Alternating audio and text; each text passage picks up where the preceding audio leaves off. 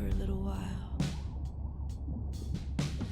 Renunciation. Day 12. Spent the last 5 days on an endless series of depth tests of Andre's deep diving suit. Guess he doesn't want me to implode on the live stream.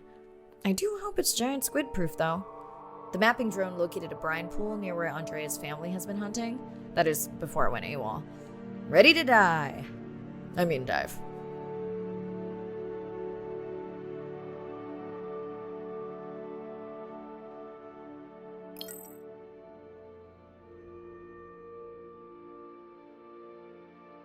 I'm in and okay.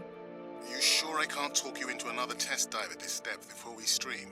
Enough test dives. It's not like I'm doing a spacewalk. Well, with this suit you probably could. Are we gonna talk about suit crush depth again? I think we can probably roll. Starting live stream. Welcome back, ocean friends. Tonight, I am deep.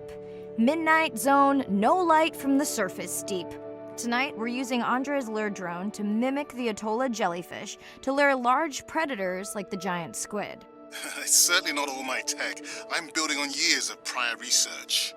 Don't forget our mission to the brine pools. Oh yes, Arena will fill you in on that later.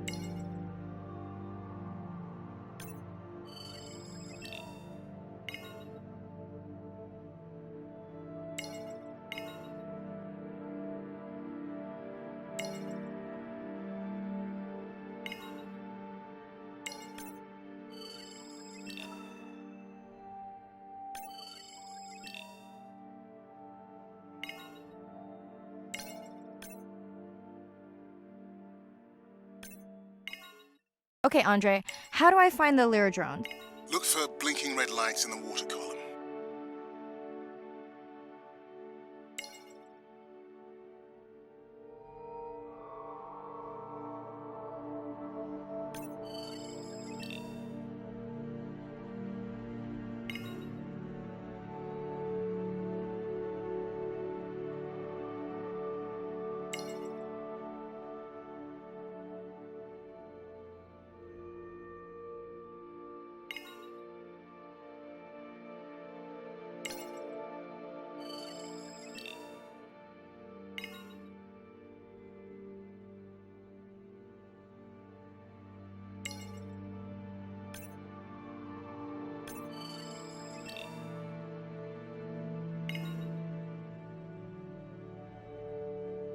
No need to get too close. You can activate the lure from there.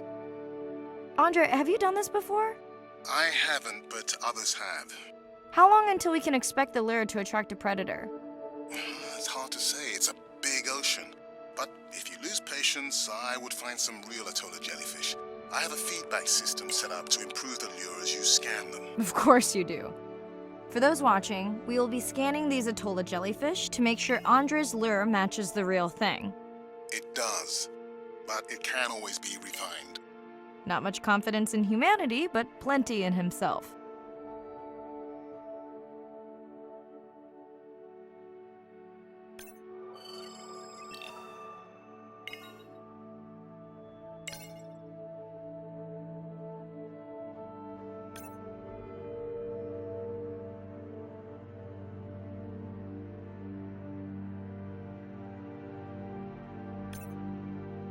Got the jellyfish scans, though Andre doesn't need them. In truth, they should improve the lure. I would not waste your time. Getting a few impolite comments on the screen pointing out that giant squid don't feed on Atolla jellyfish. They're right.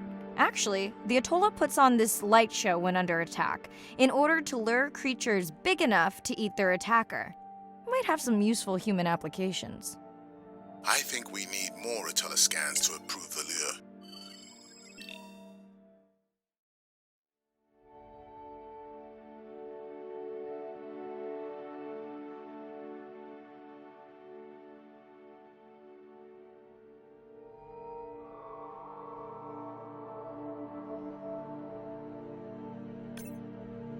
Okay, whose idea was it to live stream this particular dive? I am glad I can't see the comments. I would agree.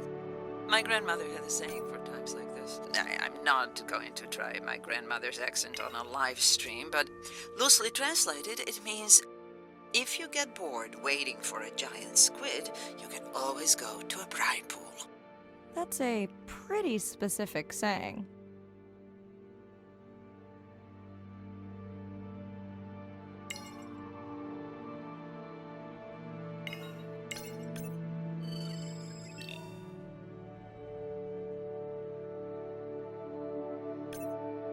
I noticed that these atollas were already making their blue alarm before you swam close. Most likely a sign that they have detected predators in the region that threaten them.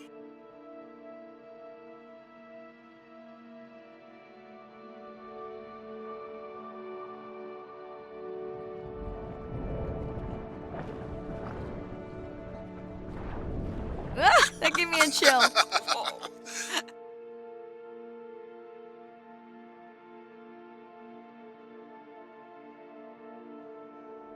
I know how much you enjoyed that, but do you mind if we check out the brine pool before we check on our whale cam? If you insist. You got what you wanted. This is my giant squid.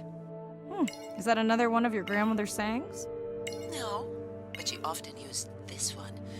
Hurry up and collect my specimens for me. What an expressive language. It's no giant squid, but I promise you, you won't have to wait to find it.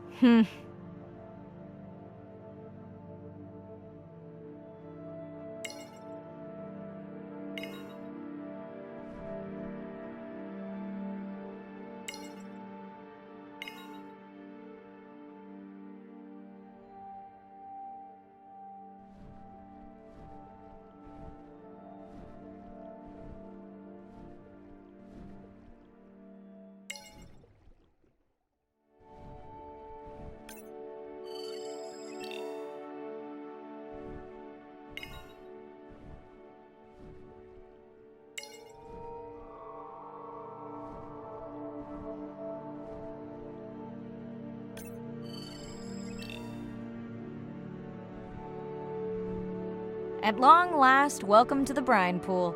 I know it's really a salt lake under the ocean, but it looks more like a witch's brew. I have been teasing Arena, but a brine pool is a diverse microenvironment within the ocean. It has its own ecosystem. And each one is unique. So that means the microbiology is unique and could hold groundbreaking solutions to human problems. Each time I take new samples into a lab here on this ship, it's this magical discovery moment where I tingle all over. I fund my own research so I can pursue what I know to be important. And people ask me, how much money are you going to spend to collect some bacteria at the bottom of the ocean? If these bacteria hold the cure for a disease that relieves even just a small amount of human suffering, how do you put a price on that? That is some giant squid.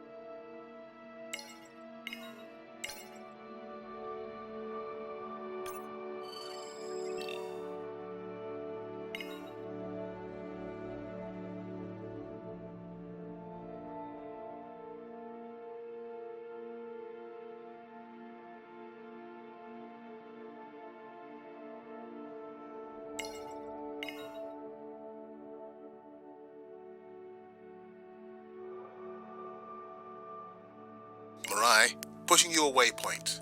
Sperm whales are back on the hunt. Look for the drones. They will seek out the sound of the sperm whales and then idle nearby. We hope that today, Andrea's tech will make it possible to document how a sperm whale hunts the giant squid.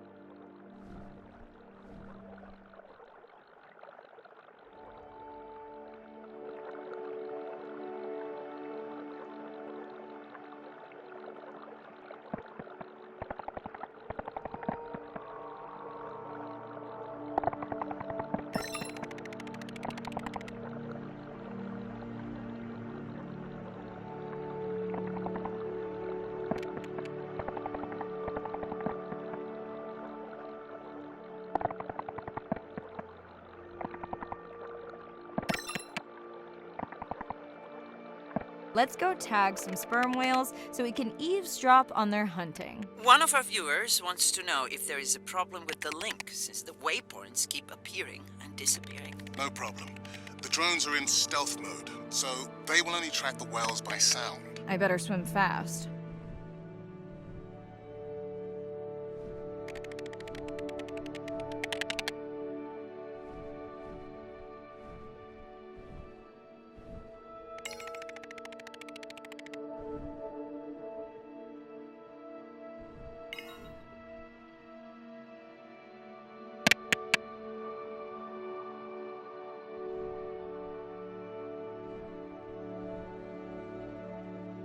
We'll keep good watch over you.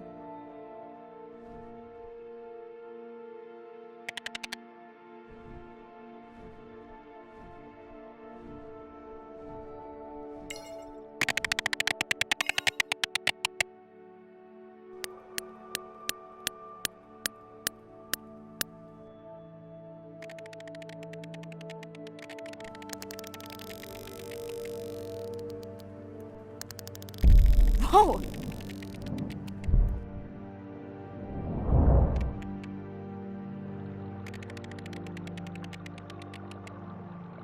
What just happened? I think the squid knocked the camera right off.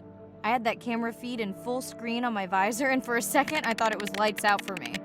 Sounds like a good time for the sub to pick you up. Live stream out.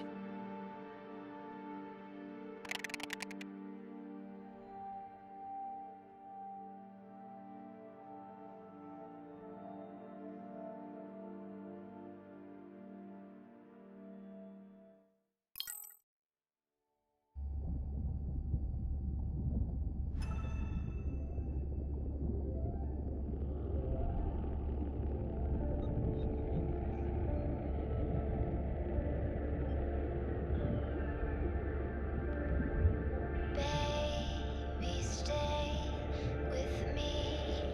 I feel it happening again. It's Irina. Since there's no dive today, I'm going to lose myself in the wet lab to work on those samples you sent up from the brine pool. Hey, have you listened to my daughter's track? Interesting, right? With every inch of me, tonight I sleep. Mirai, remember the tag we found on the turtles? I put it out on the network and I got the strangest message back. I'm gonna take a tender to a small island nearby and check it out. I'll explain everything later. Still no mapping drone, by the way. Demons in my head, it's Hey, it's me. Nana didn't qualify for the study. Doctor says we missed the window. Whatever that means. Hard to tell what she remembers now. It's tough. Not sure my head's 100% there with school. Honestly, seems like a waste of money. Anyway, see you. it's only just a dream.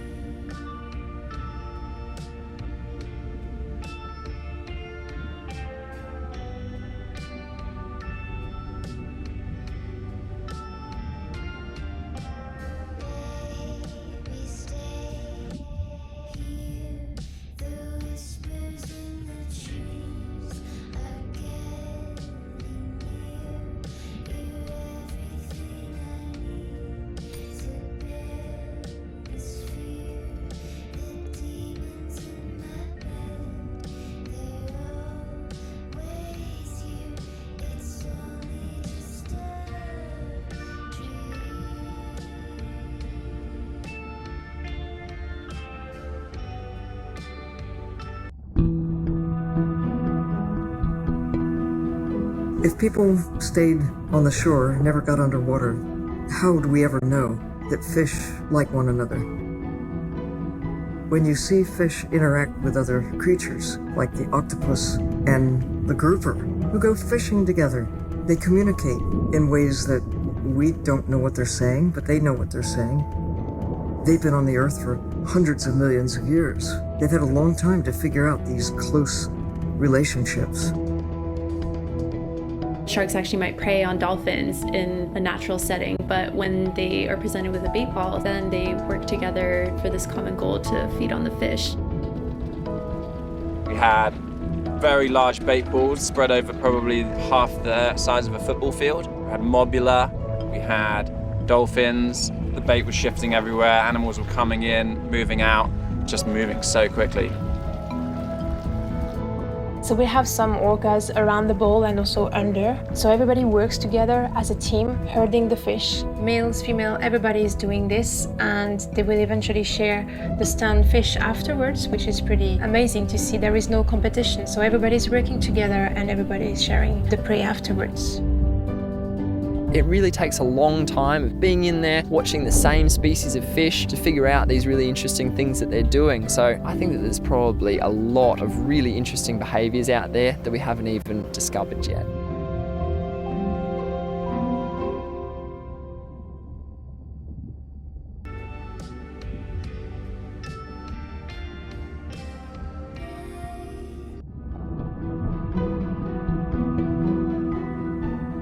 Jellyfish have mechanisms of self-repair.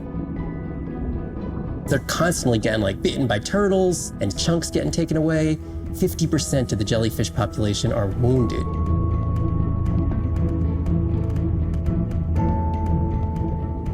So they've gone through 500 million years living, persisting in the ocean in simplicity, and they've come up with some remarkable ways of living. There's something called the immortal jellyfish and how they age, aging in reverse, which we're just beginning to understand, where they get old and then degenerate back into a youth again. In understanding the gene pathways and how this happens, this could look at, humans. We don't have this capacity to age in reverse. It's like Benjamin Button, and it's here. And it just takes the kind of focus and dedication to look at that jellyfish and to grow that jellyfish and to figure out how to use the best available scientific tools to get at this question. It's just about kind of looking super deeply and letting the secrets unfold.